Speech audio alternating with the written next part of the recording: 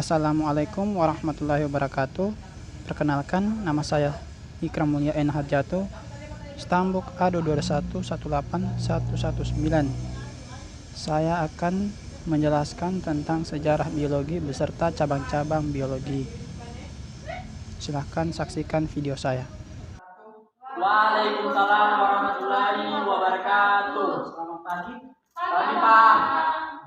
Bagaimana kabarnya tadi? Alhamdulillah baik. Sekarang kita masuk pembelajaran dengan materi sejarah biologi. Nah, sebelum kita masuk pada pembelajaran kali ini, Bapak serahkan kepada ketua kelas, mungkin sudah bisa memimpin doa. Silakan. Baik teman-teman, sebelum kita belajar, marilah kita berdoa sesuai agama dan keyakinan kita masing-masing. Berdoa dimulai.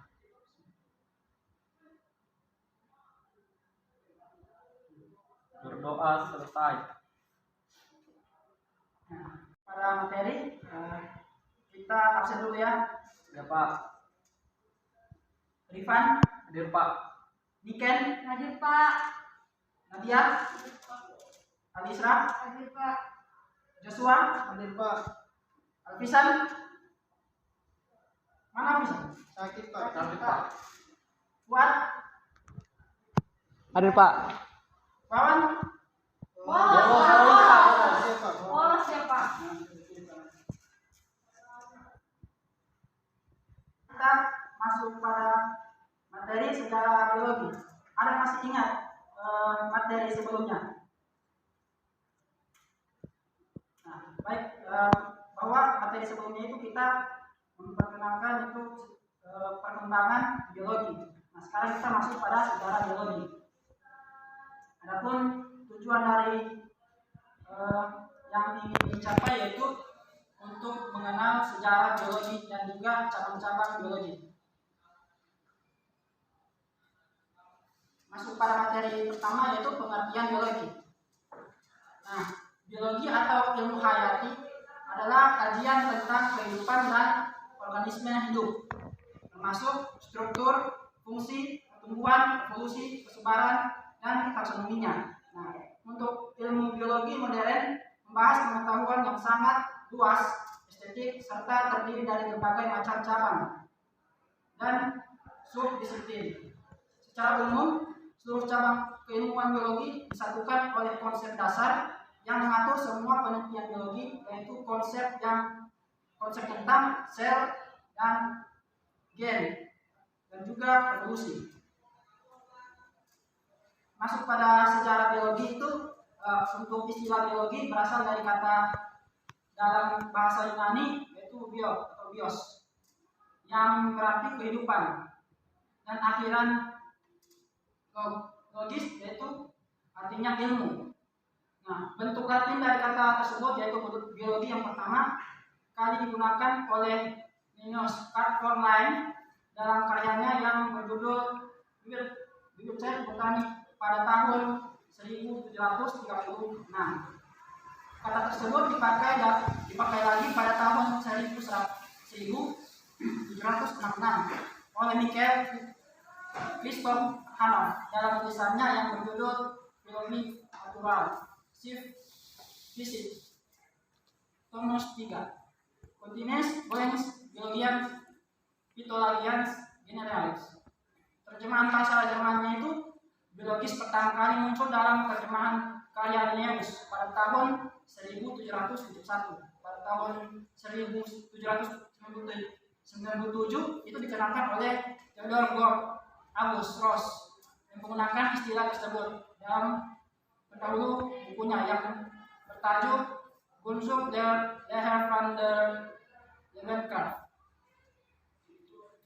Masuk pada dasar-dasar biologi modern.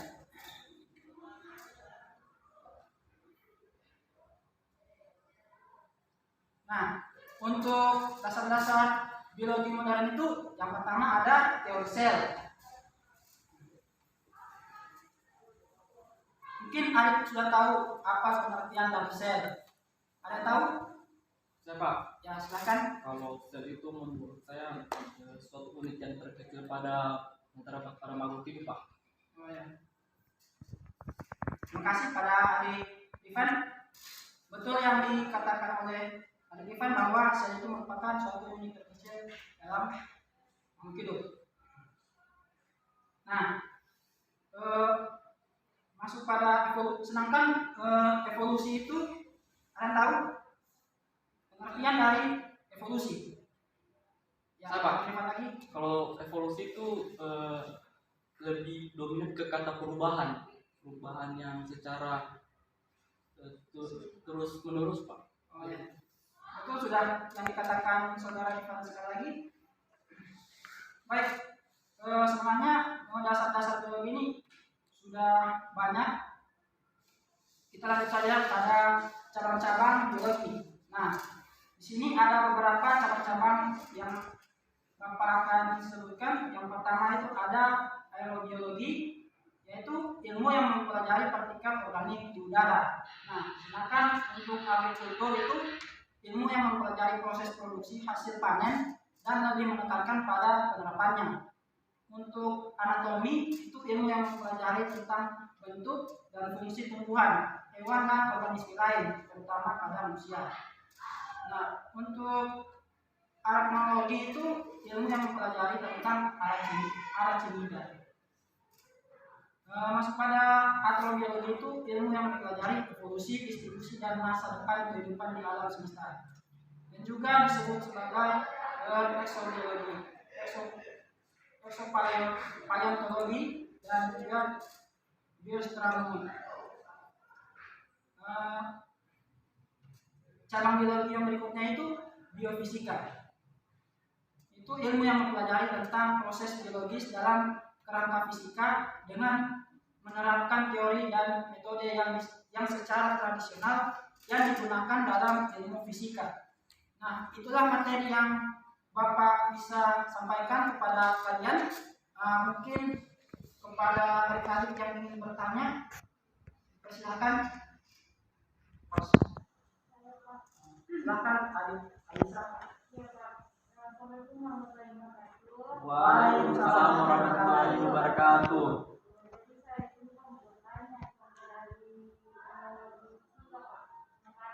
Contoh dari biofisika. Masih ada lagi yang mau bertanya? Saya mau bertanya, sebenarnya Pak, manfaat mempelajari biologi ini apa? Manfaat dari mempelajari ilmu biologi. Iya. Terima kasih kepada yang sudah bertanya. Bentar ya. Masih ada lagi? Oh, sudah. Setelah tadi kedua pertanyaan dari saudara dan saudari teman-teman kalian, pertanyaan pertama itu dari saudari Alisa yang merupakan contoh dari ilmu biologi fisika.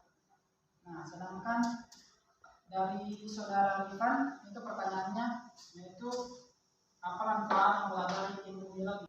Mungkin kepada adik-adik ada yang mampu menjawab dari kedua pertanyaan tersebut. Persilakan. Ada yang mau menjawab? Ya Pak. Baik. Kalau itu Bapak jawab dulu ya. Pertanyaan yang pertama itu dari saudari Alisra, manfaat dari mempelajari ilmu fisika atau contohnya. Nah, untuk contoh dari ilmu biologi fisika itu yaitu penggunaan lensa untuk memperbaiki penglihatan.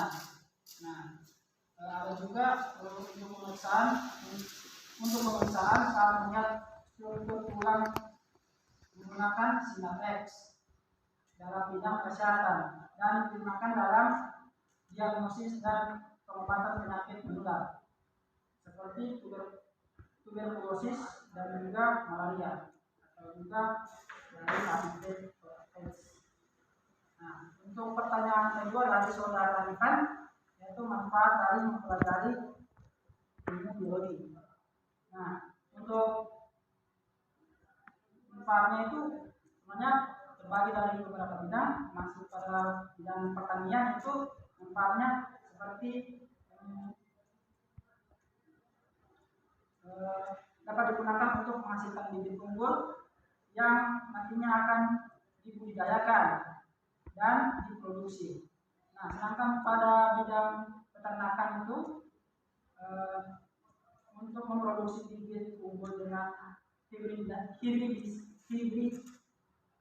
hibridisasi untuk hewan ternak. Untuk perikanan yaitu untuk pelestarian sumber daya laut. Nah, untuk bidang kedokteran itu untuk proses transplantasi organ. Nah, sebenarnya masih banyak lagi. Mungkin itu saja yang Bapak jelaskan. Apakah masih ada lagi pertanyaan? Ada Pak. Hubung waktu sudah habis, Bapak mau kasih tugas ya? Ya Pak. Tugasnya itu kalian hanya merangkum materi yang sudah Bapak jelaskan tadi dalam 1 atau 2 lembar timbal. Ya Pak. Catatannya? Ya Pak. Kemudian untuk kesimpulan, apakah ada yang mampu memberi kesimpulan dari materi yang sudah Bapak sampaikan? Pak. Ada ketua kelas, Bapak silakan. Jadi dari pembelajaran yang jelas Bapak tadi, jadi saya dapat menyimpulkan, jadi kata istilah biologi itu berasal dari istilah bahasa Yunani yang terbagi menjadi 2, yaitu kata bios dan logos. Nah, bios ini artinya kehidupan dan logos itu berarti ilmu. Jadi dapat disimpulkan jadi biologi ini yaitu ilmu yang mencari kehidupan. Kemudian dasar biologi modern itu terbagi menjadi beberapa. Yang pertama itu ada mengenai teori sel, ada evolusi, genetika, dan masih banyak lagi yang tidak semua tadi. Oke. Mungkin itu yang dapat saya simpulkan. Ya, terima kasih kepada saudara Rifan. Mungkin itu saja yang bisa Bapak sampaikan. Lebih dan kurangnya mohon maaf. Wassalamualaikum warahmatullahi wabarakatuh. Waalaikumsalam warahmatullahi wabarakatuh.